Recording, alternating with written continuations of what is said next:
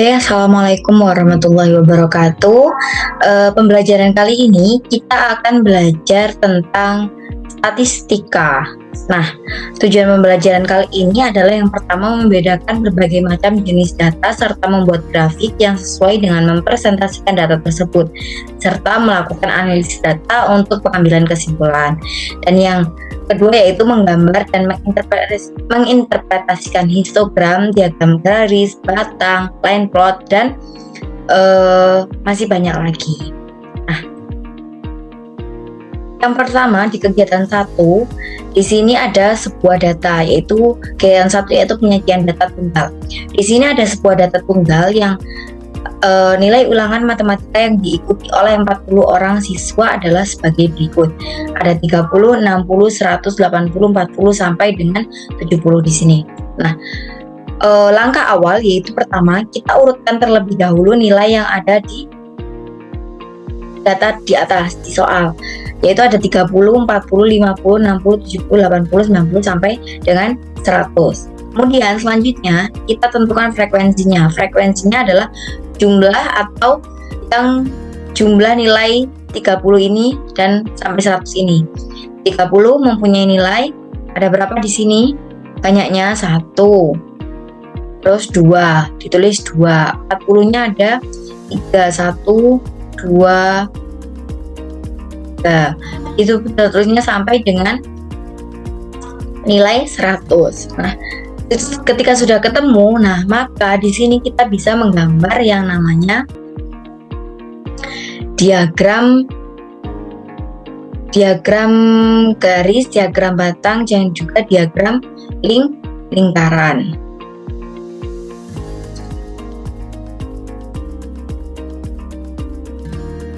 Nah, di sini diagram garisnya.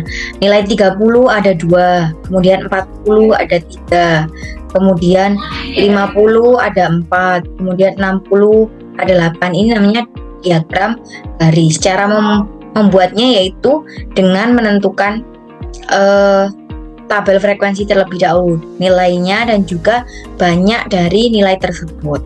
Nah, kemudian ada yang namanya diagram batang. Nah, di sini juga tinggal digambar 30, banyaknya ada 2, 40, banyaknya ada 3, 50, banyaknya ada 4, 60, banyaknya ada 8, seperti itu. Nah, ini juga ada dengan menggunakan diagram lingkaran, seperti ini. Nah, tadi kan data tunggal, sekarang penyajian data kelompok. Nah, data kelompok dan data tunggal itu bedanya, jika data kelompok itu nilainya itu tidak sulit, misal kayak 40, 10 seperti itu. Tapi kalau data kelompok itu kayak 81, 82, dia memiliki rentang, maksudnya antara 71 sampai 75 misal seperti itu. Jadi tidak bisa diurutkan satu-satu. Soalnya kalau satu-satu pasti akan banyak sekali. Jadi dengan mempermudahnya dengan membuat tabel frekuensi dengan mencari rentangnya. Nah, karena di sini nilai paling kecil adalah 72, maka kita rentangkan dari mulai 71 sampai dengan 75. Nilai 71 sampai 75. Jadi nilai yang antara 71 sampai dengan 75 itu jumlahnya ada berapa? Di sini ada 2, 72 sama 73. Ini. Makanya ditulis 2.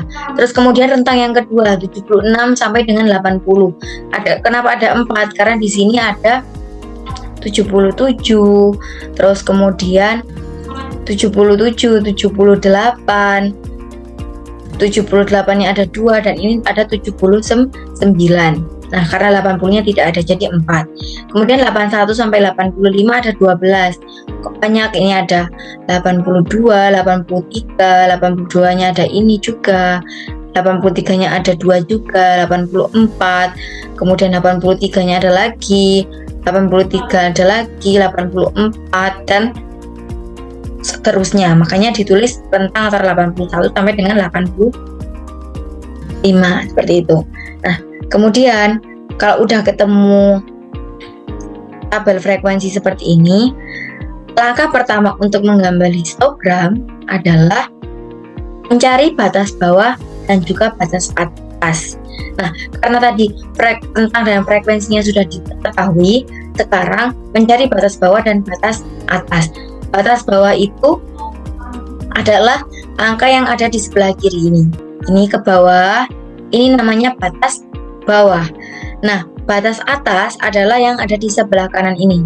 Ini mulai 75 sampai ke bawah, ini yang namanya batas atas. Nah, kenapa kok batas bawahnya 70,5?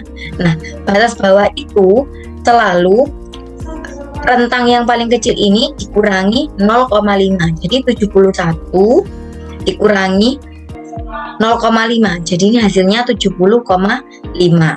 Nah, kemudian kalau untuk batas atas, rentang yang kanan ini ditambah 0,5. Jadinya 75. Kenapa kok jadi 75,5? Karena ditambah 0,5 seperti itu. Nah, untuk menggambar histogramnya seperti digambar. Nah, karena udah ketemu batas bawah dan batas atasnya, maka ditulis 70,5, ditulis 70,5, 75,5. Di sini kan 75,5, ditulis 75,5. Karena di sini juga 75,5, maka ditulisnya cuma hanya satu, nggak usah ditulis lagi dua.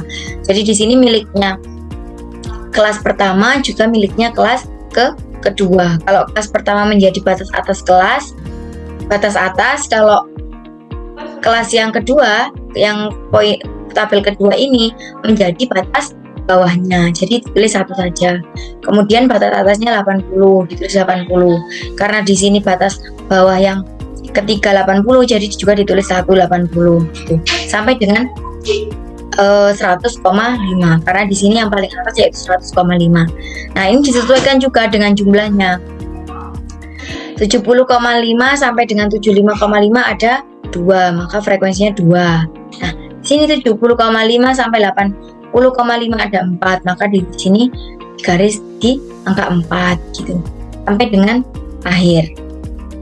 Ini 80 kok. Yang ketiga 80,5 sampai 85,5, ini 12 frekuensinya, makanya ini 12. Kemudian yang keempat 85,5 sampai 90,5 ada 13. Makanya di sini 85,5 sampai 90,5 di 13 seperti itu. Nah, lanjut, setelah histogram ada yang namanya poligon. Nah, kalau tadi kita udah cari batas bawah kelas sama batas atas kelas, nah kalau mau bikin poligon ini harus mencari titik tengahnya terlebih dahulu. Nah, jadi titik tengah antara 71 dan 75 ini berapa? Kan ada 71, 72, 73, 74, dan 75. Maka yang tengah-tengah kan 73, 76 sampai 80, yang tengah itu 78. Nah, seperti itu. Nah, untuk menggambarnya titik tengah yang sudah didapatkan tadi 73, 78, 83, 88, 93, 98 itu ditulis di sini.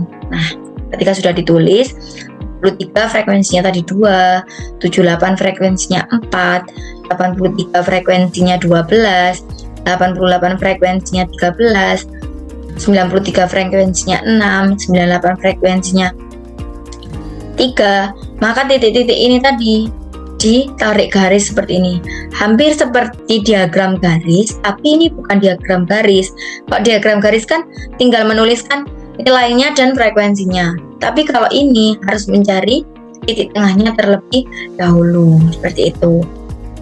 Nah, selanjutnya yaitu ogive. Nah, ogive ini ada dua, ada yang ogive positif dan juga ogive negatif. Kalau ogive positif adalah ogive kurang dari. Jadi pada ogive positif harus diketahui data atas, data batas atas dan frekuensi kumulatif kurang darinya. Nah, jadi kalau mau cari ogive positif itu nama lainnya ogive kurang dari. Jadi positif bukan berarti lebih dari, tapi ini kurang dari gitu ya. Nah, kalau mau cari ogive positif berarti yang dicari itu batas atasnya. Tadi kan udah dicari batas atasnya, semuanya kan udah ketemu batas atasnya, ditulis lagi. Nah, sekarang dicari frekuensi kumulatifnya. Gimana Bu caranya kok bisa dapat 2 dan sampai ke 40 ini? Nah, 2 kalau OGIF positif dimulai dari sesuai yang ada di atas sendiri. Karena di sini 2, maka di sini ditulis 2. Karena positif, maka ditambah 2 ditambah 4 sama dengan 6. 6 ditambah 12 sama dengan 18. 18 ditambah 13 sama dengan 31. 31 ditambah 6 sama dengan 37. 37 ditambah 3 sama dengan 40. Nah, 40 ini menunjukkan bahwa jumlah frekuensi semua ini tadi 40. Nah, maka cara gambarnya ditulis batas atasnya 75,5, 80,5 sampai 100,5.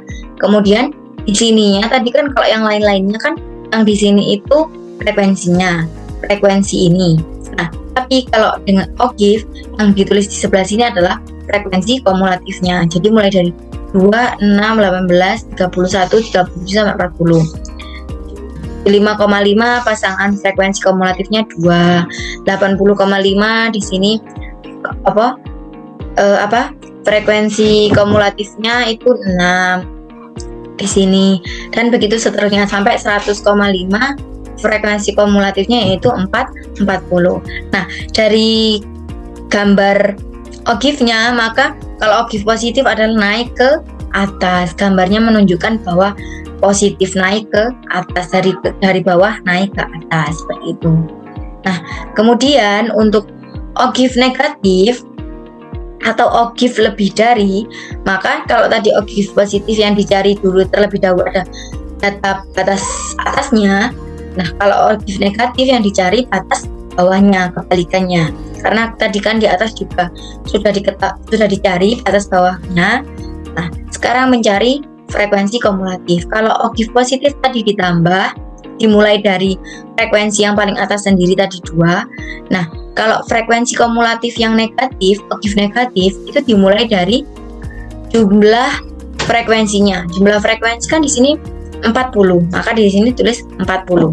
40 dikurangi 2, 38. 38 dikurangi 4, 34. 34 dikurangi 12, 22. 22 dikurangi 13, 9. 9 dikurangi 6, 3. Nah, di sini nilainya juga akan sama yang di sini, 3 sama 3. Kalau yang OGIF positif ditambah, kalau yang ini dikurangi. Nah, yang di sini tadi ditulis batas atasnya. Nah, kalau yang di sini ditulis batas bawahnya.